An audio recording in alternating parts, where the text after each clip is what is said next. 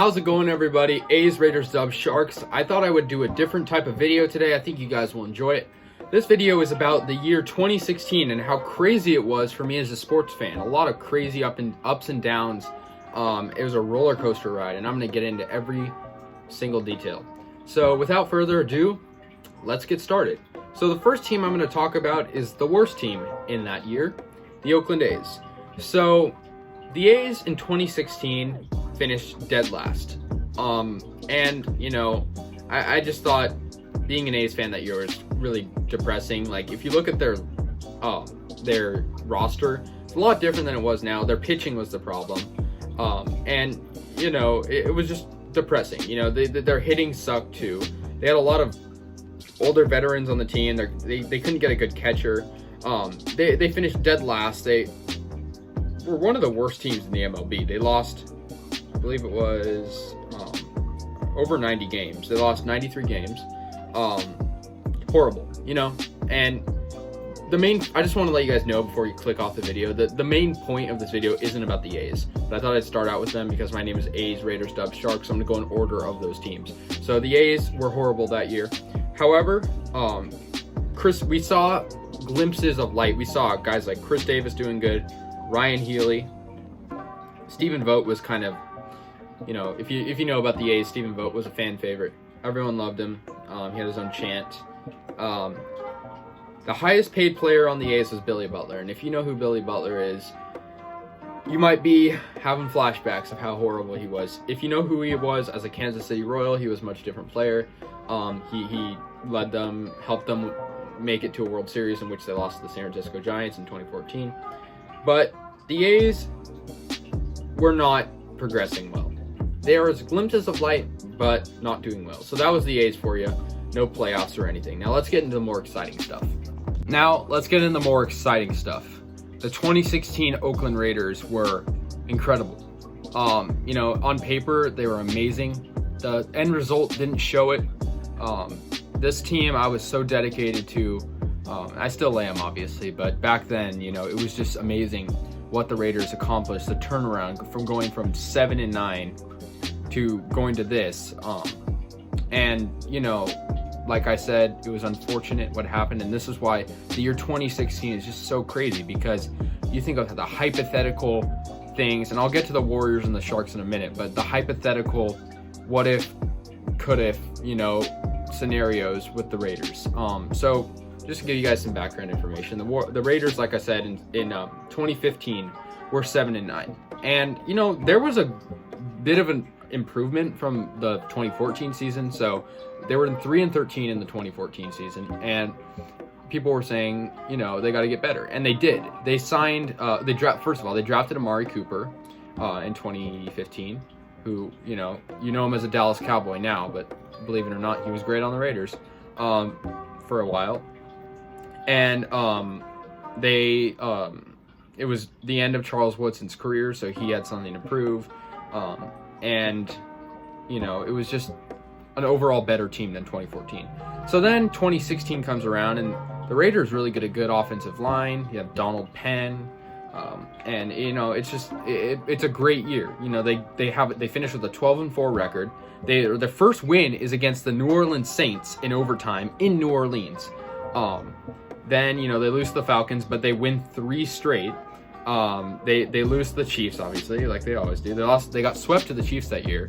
The Chiefs would go on to win the division with Alex Smith. They didn't really do anything in the playoffs, but the Raiders had a great year. And then we all know what happened on Christmas Eve.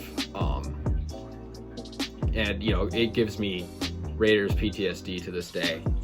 I actually cried on that day. I'm going to admit it. I cried on that day. If you don't already know what I'm referring to, the Raiders played a pretty much meaningless game.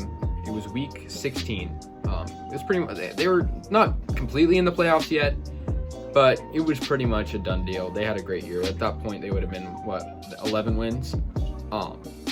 And it was December 24th, a happy day, Christmas Eve, right? And the Raiders are about to win the game. It's the fourth quarter, and Derek Carr takes a sack.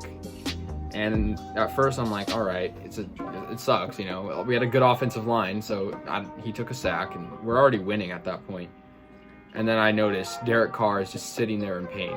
You know, it's not good.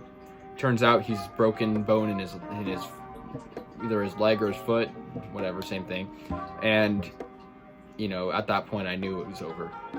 And like I said, it was week 16, so the next week they lost to the Denver Broncos with a backup. And guess what? Their backup, Matt McGloin, got injured. And Matt McGloin wasn't really good anyways. And then we get the playoff matchups, and this is when, before the whole new playoff format was in. So the Raiders were playing the Houston Texans in Houston. And boy, what a horrible game that was. If you know who the quarterback was, it was Connor Cook, who had never played an NFL game in his life, besides the preseason. He was a rookie out of Michigan State, and I'm not even really going to go into detail. It was a horrible game. The Texans had one of the best defenses in the NFL besides the Raiders, actually, because Khalil Mack, and got to think about who they had. But they lost that, and that was the end of the Raiders' year. And, you know, Derek Carr was an MVP candidate. There were talks of the Raiders winning the Super Bowl that year. You know, that was the year of the 28-3 Falcons game we all know about. I'm thinking, what if the Raiders made it there? You know, it very well could have happened. They were a very strong team. Amari Cooper, Michael Crabtree. God, I could go on. It's hard even to remember.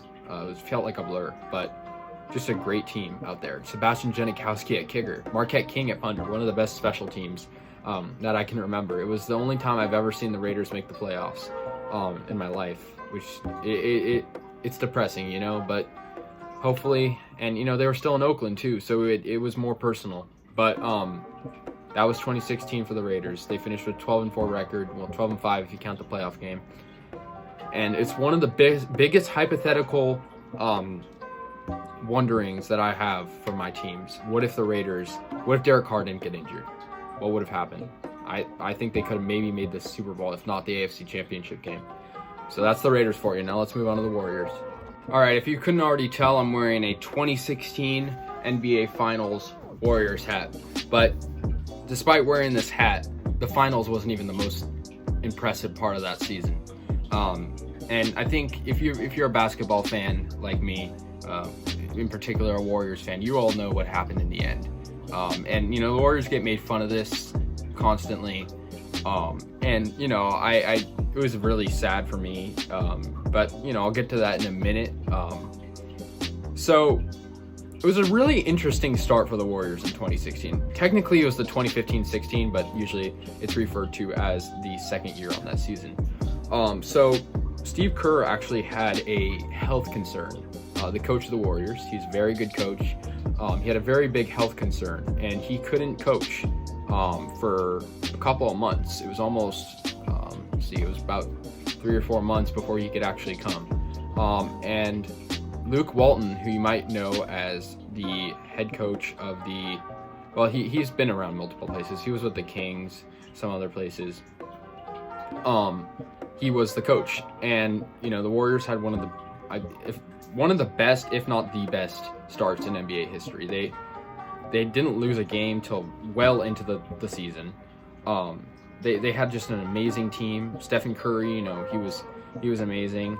And, you know, on paper, like, they looked good, but they didn't look record-breaking good. And if you know what I'm talking about the Super Team Warriors in 2018 or 2019 with Kevin Durant. But they didn't have Kevin Durant. You got to remember that. And the Warriors would finish 73-9, which was an NBA record for the most wins in a regular season, beating Michael Jordan's 95-96 Bulls, who were 72-10.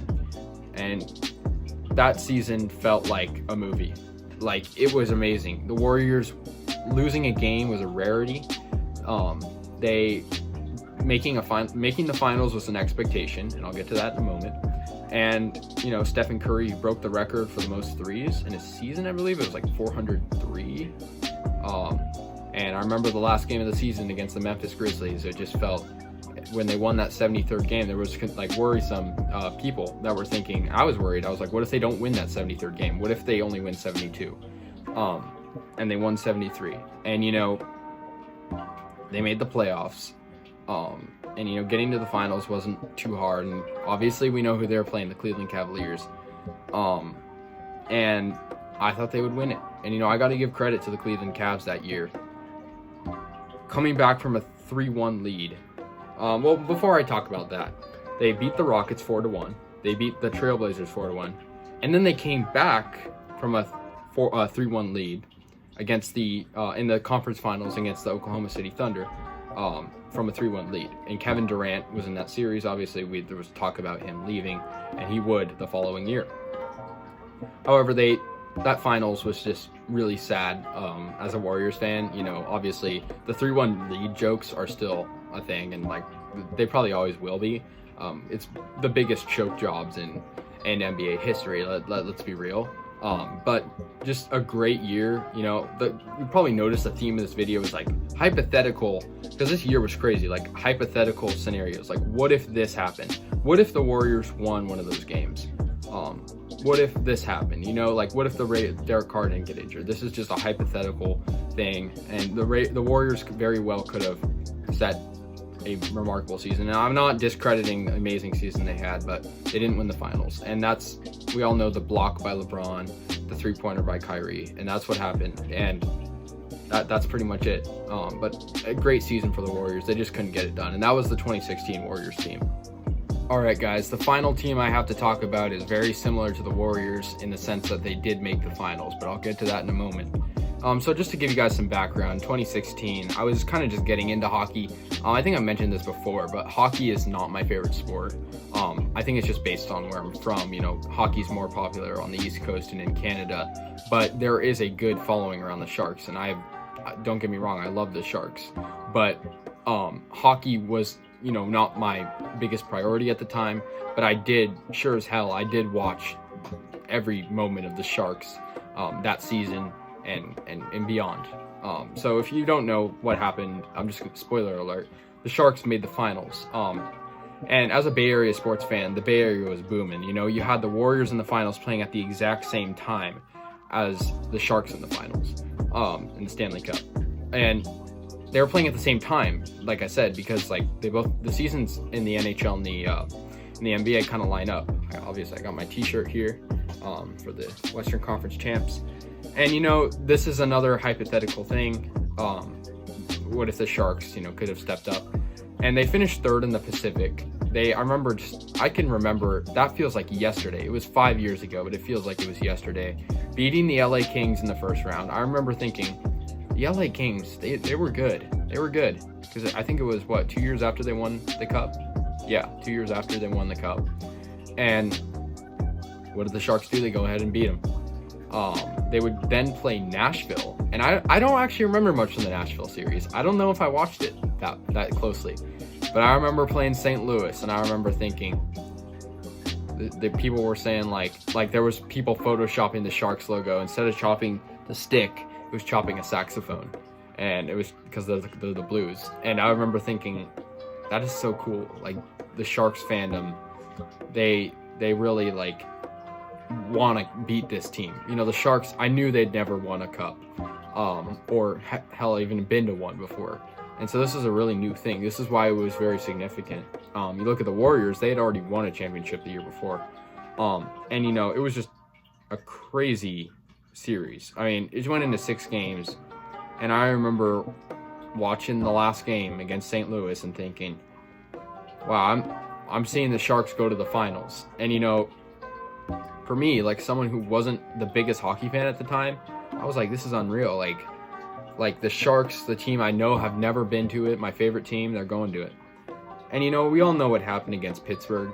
They were destined to win the cup. I'm not denying that, but it's hypothetical. What if that core stayed together? That core team of Pavelski, God, I could go on. Marlowe was on the team. He's on the team now, but he's left and come back. And it was amazing. And thinking about it, the Sharks are not great anymore. Hell, they're not even good. But that kind of just topped off my year. Obviously a theme of this is all my teams lost at the end of the day. But what if, it's the biggest what if in history. 2016 was the craziest year.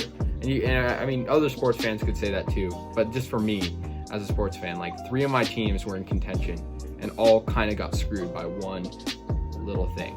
And for the Sharks, that was having to play this Pittsburgh Penguins team. And I'm not trying to make excuses, but, you know, the Sharks really had no chance. And at a point, it did look like they were going to win it. But, you know, that's a story for another time. The Sharks lost the series 4-2. I did have a chance to get this hat, though, and it'll always be special because they made it. And yeah, that's pretty much it, guys. 2016 was crazy. Let me know if you guys remember anything from that year with your sports fandom in particular. And that will do it, guys. Thank you.